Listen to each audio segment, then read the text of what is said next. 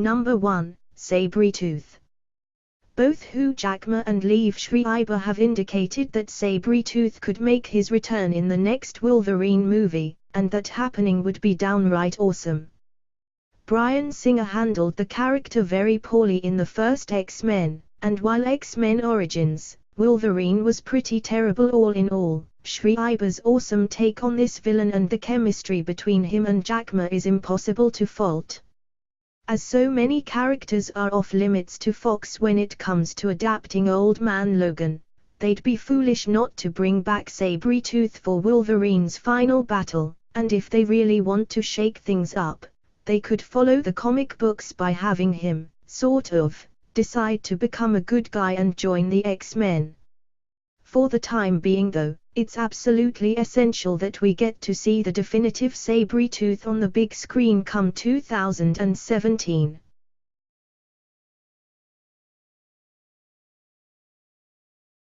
Number 2, Iceman. Like Rogue, the fact that Iceman was seen in that new timeline at the end of X-Men, Days of Future Past will make it difficult for Bobby Drake to rejoin the X-Men anytime soon.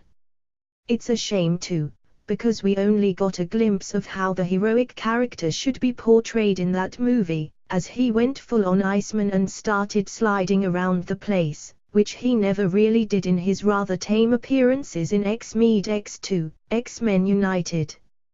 Recent comic books have seen Iceman use his abilities in inventive new ways, growing to the size of a skyscraper and basically being portrayed as one of the most powerful mutants in existence. Chances are we could be waiting to see Iceman until a reboot somewhere down the line, though that long-rumored X-Men 4 would certainly be a pretty cool, pun intended, to place him.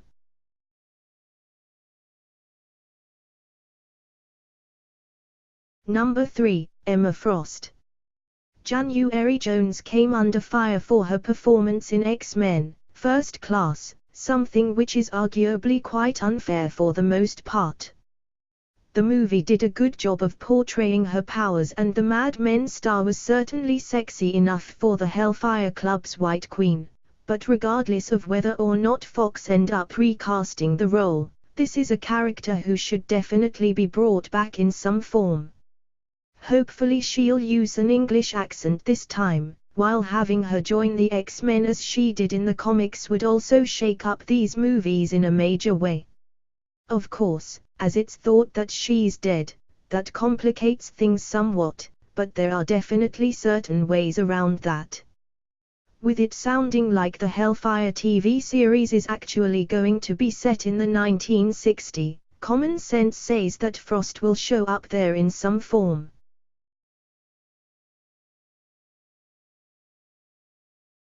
Number 4, Juggernaut.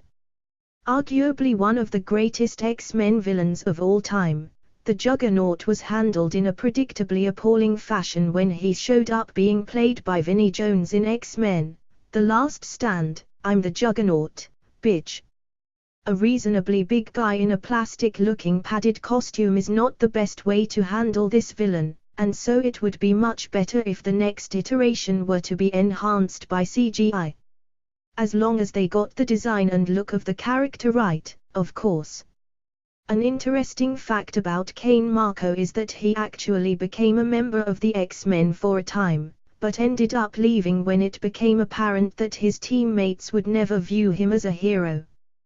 That could be worth exploring should Fox decide not to go down the route of bringing him back as a villain regardless of where he shows up. Hopefully in a movie where the fact that he's Professor X's stepbrother can be touched on in some way.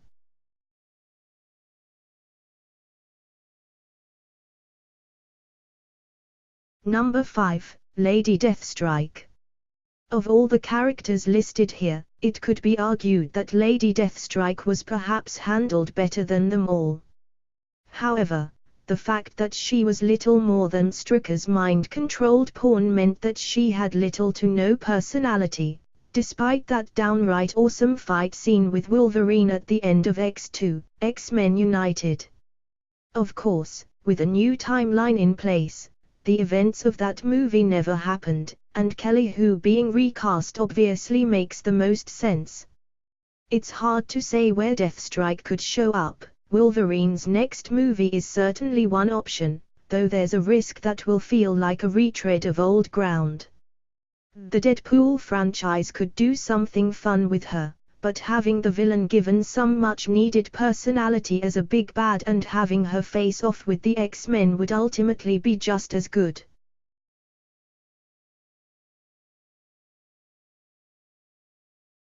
Number 6, Multiple Man. Multiple Man is a great character, something which makes it all the more frustrating that he was squandered in X-Men: The Last Stand. Then again, so was every other mutant unfortunate enough to be sandwiched in for a cameo. In that film, he played a very minor role as a member of Magneto's Brotherhood, but the movie at least gave us an idea of the potential James Madrox has on the big screen. With the ability to create almost countless duplicates of himself, recent comic books have actually seen some of those doubles take on a life and personality of their own, a potentially fascinating dynamic to explore. With Fox developing TV shows revolving around the Hellfire Club and Legion, it's not clear what the status of the long-rumored X-Factor Investigations series is, but that would certainly be a great place for Multiple Man to return to this universe.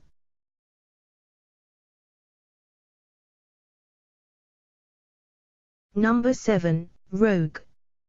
This fan-favorite mutant was a focal point of the original X-Men trilogy, and the end of X-Men: Days of Future Past confirmed that she's now living happily in the new future that movie created. That obviously complicates matters when it comes to bringing the character back, as she can't really appear in the X-Men Apocalypse sequel, which will presumably be set in the 80s.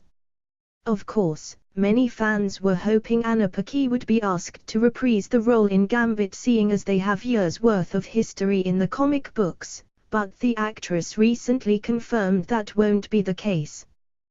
The next Wolverine movie could work then, but regardless of when and where this happens, it's about time that we see Rogue portrayed on the big screen as she is in the comics, a flying, tough-as-nails badass who is actually one of the most powerful X-Men.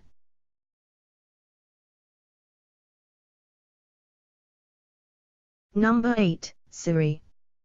Played by Shuei Kane, Siri made a cameo appearance in X2, X-Men United when her damaging sonic scream saw William Stryker's men forced to take her down with a tranquilizer.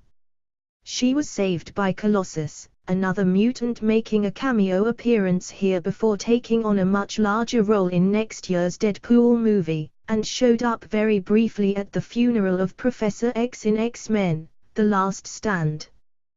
With a new timeline now in place, having Siri show up in the next X-Men movie makes perfect sense. After all, her father played a key role in X-Men: First Class, so there's some history there which could be expanded on in a future movie, especially as it's believed that he was among those murdered by Bolivar Trask. Given her relationship with Deadpool in the comic books, Siri showing up there instead could also work.